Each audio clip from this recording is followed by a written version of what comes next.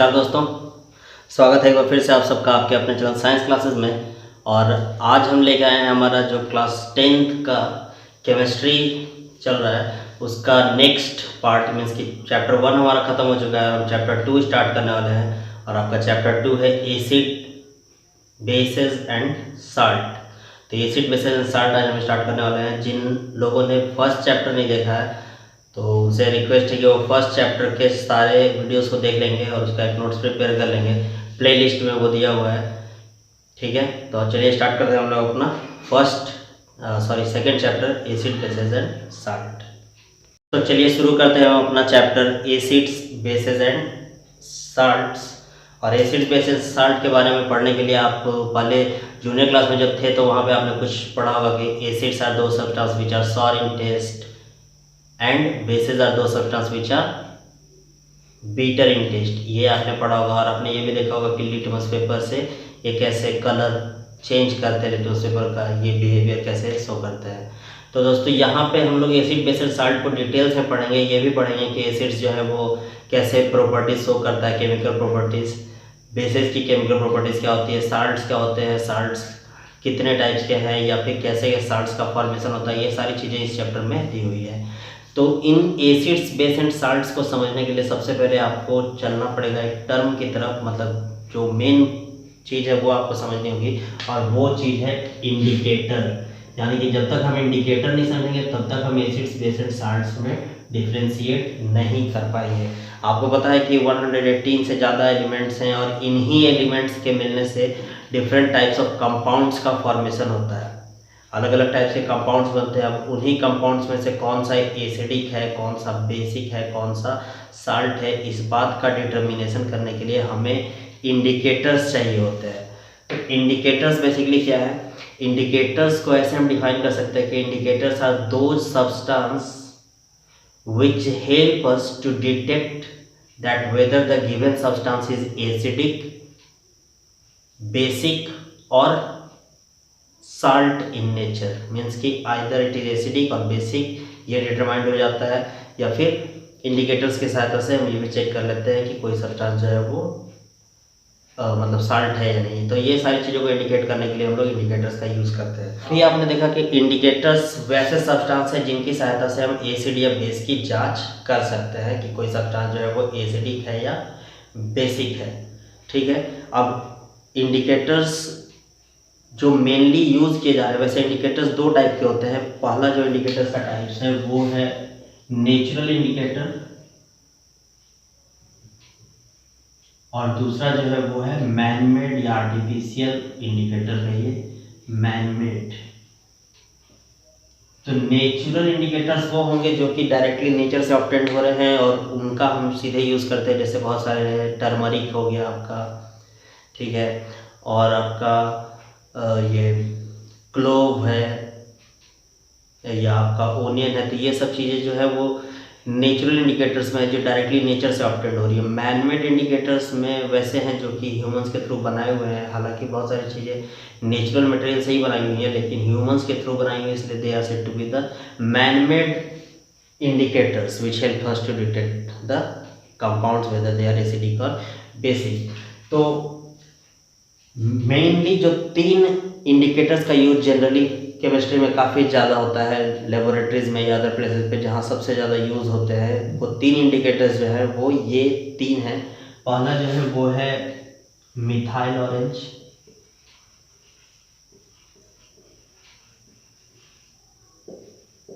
दूसरा जो है वो है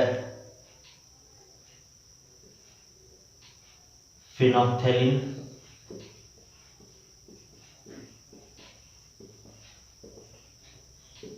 और तीसरा जो है वो है लिटमस पेपर। तो इसका तो नाम आपने जरूर सुना होगा लिटमस पेपर का, और इसका यूज भी देखा होगा कि किस तरीके से लिटमस पेपर जो है वो एसिडिक और बेसिक मीडियम में डिफरेंट कलर्स को शो करता है। तो हम लोग एक एक करके इन सब के बारे में पढ़ेंगे कि मिथाइल ऑरेंज क्या है, कैसे बना है, फिनोक्सिलिन क्या है, लिटमस पेपर क्या है, ये एसिडिक और बेसिक मीडियम में किस तरीके से कलर चेंज करते हैं। बेसिकली इंडिकेटर्स जो है वो डाई के फॉर्म में आते हैं, मीन्स की कलर्स के फॉर्म में होते हैं, और वो एसिडिक और बेसिक मीडियम्स में अपने कलर्स को चेंज करते हैं, उसी से हम लोग ये डिटरमाइन कर लेते हैं कि कोई सब्सटेंस जो है वो एसिडिक है या बेसिक है। तो हम लोग अभी समझते हैं इन तीनों के बारे में, जो कि मेनली 3 कॉमन इंडिकेटर्स हैं, मिथाइल ऑरेंज, फिनोल्फ्थेलिन और लिटमस पेपर। तो दोस्तों सबसे पहले हम बात करते हैं मिथाइल ऑरेंज की। तो मिथाइल ऑरेंज जो है वो नेचुरल इंडिकेटर नहीं है, बल्कि ये मैन मेड इंडिकेटर है, ठीक है, आर्टिफिशियल इंडिकेटर है। इसका जो अपना एक्चुअल कलर है, मतलब जो मिथाइल ऑरेंज है, नाम से ही पता चल रहा है, इसका जो एक्चुअल कलर है वो ऑरेंज है, ठीक है, ऑरेंज कलर का होता है। एसिडिक मीडियम में अगर इसको रखा जाए, अगर मान लो कि कोई सब्सटेंस है हमारे पास, उस कंडीशन में मान लो कि हमने किसी टेस्ट ट्यूब में इस मिथाइल ऑरेंज को लिया या एसिड को लिया और उसमें मिथाइल ऑरेंज को डाला, तो उस समय क्या होगा कि इसका ऑरेंज कलर जो है वो चेंज हो जाएगा और वो सॉल्यूशन जो है वो कैसा हो जाएगा, रेड हो जाएगा। तो अगर सॉल्यूशन रेड हो गया, हमको नहीं पता था कि वो सॉल्यूशन एसिडिक है कि बेसिक है, अगर सॉल्यूशन रेड हो गया तो हम कहेंगे कि जो मतलब कि जो सॉल्यूशन था वो एसिड है। और अगर बेसिक मीडियम में हम देखते हैं तो बेस के प्रेजेंस में इसका कलर जो है वो येलो हो जाता है, मतलब वो ओरिजिनल कलर इसका क्या है, ऑरेंज है, लेकिन बेस के प्रेजेंस में मिथाइल ऑरेंज जो है वो टर्न हो जाता है किसमें, येलो में। तो सपोज कि हमारे पास में कोई टेस्ट ट्यूब है, मान लो कि ये टेस्ट ट्यूब है, इस टेस्ट ट्यूब में कोई सॉल्यूशन था, कोई लिक्विड था, और उस लिक्विड को हमें टेस्ट करना है कि ये एसिड है कि बेस है, क्लियर, एसिड है कि बेस है, ये चेक करना है। तो वहाँ पे अगर हम इस मिथाइल ऑरेंज को डालते हैं और देखते हैं कि उसका कलर जो है वो रेड हो गया, तो रेड हो गया तो वो सॉल्यूशन क्या है, एसिड है।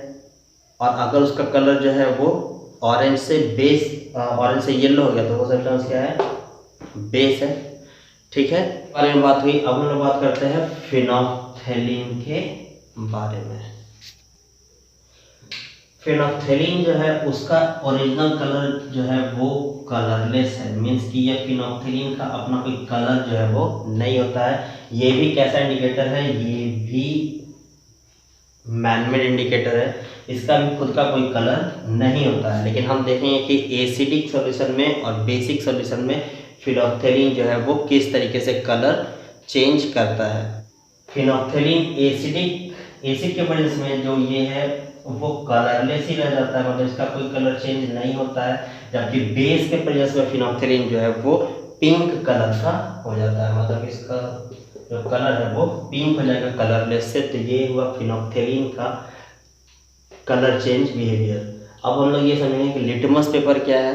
तो लिटमस पेपर जो है वो एक्चुअली नेचुरल इंडिकेटर है, ठीक है। और लिटमस पेपर से पेपर के फॉर्म में नहीं होता है, बल्कि ये सॉल्यूशन के फॉर्म में भी होता है, मतलब कि ये लिटमस सॉल्यूशन भी होता है। तो लिटमस सॉल्यूशन 2 तरीके के होते हैं। वैसे पहले तो ये बताना चाहिए कि लिटमस जो है वो एक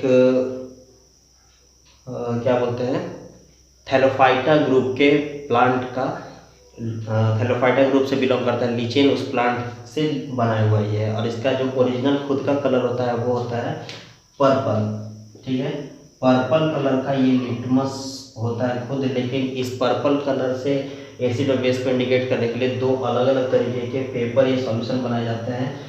वो सॉल्यूशंस होते हैं ब्लू कलर का लिटमस पेपर आपने देखा होगा, और आपने देखा होगा रेड कलर का लिटमस पेपर। तो जो ब्लू कलर का लिटमस पेपर है उसको जब हम एसिड्स में डालते हैं, तो एसिड्स में डालते हैं तो क्या होता है, blue turns in acid as red. तो ब्लू एसिड्स के प्रेजेंस में रेड में कन्वर्ट हो जाता है। और रेड कलर का लिटमस पेपर जो है वो बेस के प्रेजेंस में ब्लू कलर में चेंज हो जाता है, ठीक है। Red turns to blue in the presence of base and blue turns to red in the presence of acids. एक बार इसको नोट कर लीजिए, देख लीजिए, ठीक है। उसके बाद हम लोग आगे बढ़ते हैं।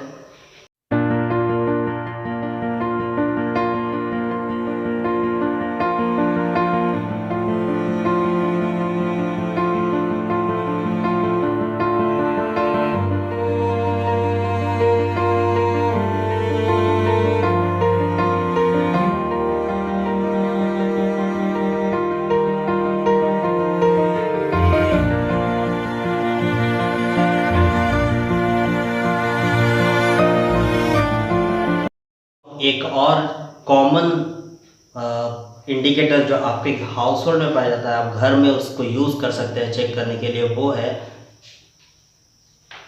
विकोटर्मरिक, विकोटर्मरिक नहीं टर्मरिक, सॉरी टर्मरिक। तो ये टर्मरिक जो है वो एक कॉमन इंडिकेटर है जो कि आप आसानी से यूज कर सकते हैं चेक करने के लिए कोई सब्सटेंस एसिडिक है या बेसिक है। तो आपको करना क्या है कि इस टर्मरिक को कोई पेपर स्ट्रिप पे बना ले या फिर किसी क्लॉथ के टुकड़े के ऊपर में इसको डाल के और सूखने के लिए छोड़ दे कुछ समय तक के लिए, हल्का वाटर मिला के। कुछ समय के बाद ये एक स्ट्रिप जैसा तैयार हो जाएगा जिस पे आप एसिड्स या बेस को चेक कर सकते हैं। तो एसिड्स के प्रेजेंस में इसका जो एक्चुअल कलर है येलो, वो येलो ही रहता है, लेकिन बेसिस के प्रेजेंस में इसका कलर जो है वो चेंज हो जाता है और वो हो जाता है रेड ब्राउन कलर। ठीक है, आपने देखा होगा कई बार होता है कि मान लो कि कुछ खा रहे हैं और कपड़े के ऊपर जो है वो, मान लो वाइट कपड़ा है, वाइट कपड़े के ऊपर सब्जी की करी गिर गई, तो उससे क्या होता है कि जब आप उसको मतलब वॉशिंग पाउडर का यूज़ करते हैं या सोप का यूज़ करते हैं तो उस टाइम में देखें कि वो जो येलो कलर था उस करी की वजह से स्टेन उसका वो कलर चेंज होके और वो रेड ब्राउन हो जाता है, तब जबकि उसके ऊपर हम सोप अप्लाई करते हैं। लेकिन फिर जब हम उसको बहुत सारे वाटर से धोते हैं तो फिर धीरे धीरे उसका कलर जो है वो येलो हो जाता है और फिर धीरे धीरे वो कई बार में ख़त्म हो जाता है। तो ये टर्मरिक जो है वो भी एक नेचुरल इंडिकेटर है और एसिड्स के प्रेजेंस में तो ये येलो ही रहता है, लेकिन बेसिस के प्रेजेंस में इसका कलर जो है वो येलो ना रह के बल्कि क्या हो जाता है, रेड ब्राउन कलर का हो जाता है। और भी कुछ इंडिकेटर्स हैं, जैसे आपने देखा होगा चाइना रोज़ फ्लावर। तो चाइना रोज़ फ्लावर का जो एक्चुअल कलर है वो तो रेड होता है उसके पेटल्स का, उसका भी यूज कर सकते हैं हम एसिड्स और बेस को चेक करने के लिए। तो एक दो एक्टिविटी आप परफॉर्म करें घर पे, देखिए चाइना रोज़ फ्लावर आसानी से मिल जाएगा कि एसिड्स के प्रेजेंस में या बेसिस के प्रेजेंस में वो कैसे बिहेव चेंज करता है, अपना कैसे कलर चेंज करता है। तो उसके लिए आपको करना ही है कि चाइना रोज़ फ्लावर ले लेंगे, मतलब उड़हुल का फूल जो होता है वो उसको ले लेंगे, उसके पेटल्स को निकाल लेंगे, थोड़ा सा बॉयल वाटर में उसको डालेंगे तो वो जो एक्सट्रैक्ट मिलेगा वो रेड कलर का हो जाएगा। और उस रेड कलर के सॉल्यूशन को आप लेमन जूस में या सोप सॉल्यूशन में चेक करके और देखेंगे कि उसका कलर जो है वो कैसे चेंज कर रहा है, और चेक करके और फिर मुझे कमेंट बॉक्स में ज़रूर बताएं कि वो किस तरीके से इंडिकेटर की तरह बिहेव कर रहा है। ठीक है दोस्तों, तो बढ़ते हैं आगे। तो ये हमने बात की टर्मरिक के बारे में। अब देखते हैं दूसरे इंडिकेटर के बारे में। एक और कॉमन टाइप का इंडिकेटर है और वो इंडिकेटर जो है वो ऑल्फैक्टरी इंडिकेटर है। तो दोस्तों ये जो इंडिकेटर है इसे ऑल्फैक्टरी कहा जाता है क्योंकि this indicator is related with the sense of smell, यानी कि हम स्मेल करके और डिटेक्ट कर सकते हैं कि कोई गिवन सब्सटेंस जो है वो एसिडिक है या बेसिक है इन इंडिकेटर्स के सहायता से। तो दो कॉमन ऑल्फैक्टरी इंडिकेटर्स हैं, these are said to be onions and vanilla. Means the examples of the olfactory indicators are onion and vanilla.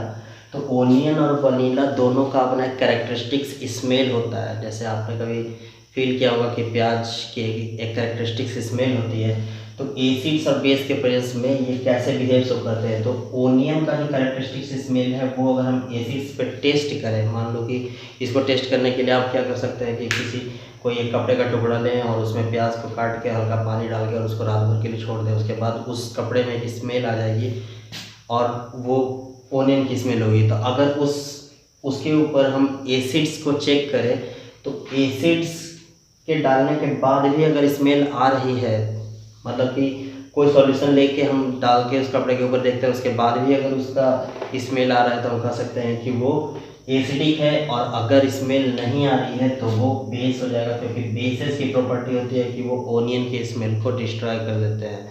उसी तरीके से वनीला जो है, वनीला आइसक्रीम आपने खाया होगा, वनीला फ्लेवर वाला आइसक्रीम, वो भी जो है वो एसिड और बेस के प्रेजेंस में स्मेल को लेकर इसी तरीके से बिहेव शो करता है कि एसिड्स के प्रेजेंस में इसकी जो वनीला की स्मेल होती है वो डिस्ट्रॉयड नहीं होती है, जबकि बेसिस के प्रेजेंस में वनीला की जो कैरेक्टरिस्टिक स्मेल है वो डिस्ट्रॉयड हो जाती है और वो फिर अपने एक्चुअल स्मेल को लॉस्ट कर देता है। बात समझ में आई? तो इस तरीके से ओनियन और वनीला ये ऑल्फैक्टरी इंडिकेटर्स में रखे जाते हैं। क्लोव भी जो है वो भी एक ऑल्फैक्टरी इंडिकेटर होता है, तो उसकी प्रॉपर्टीज़ को भी आप चेक करके और कमेंट बॉक्स में बताएं कि how clove behaves like an olfactory indicator. ठीक है, तो ओनियन और वनीला हो गया।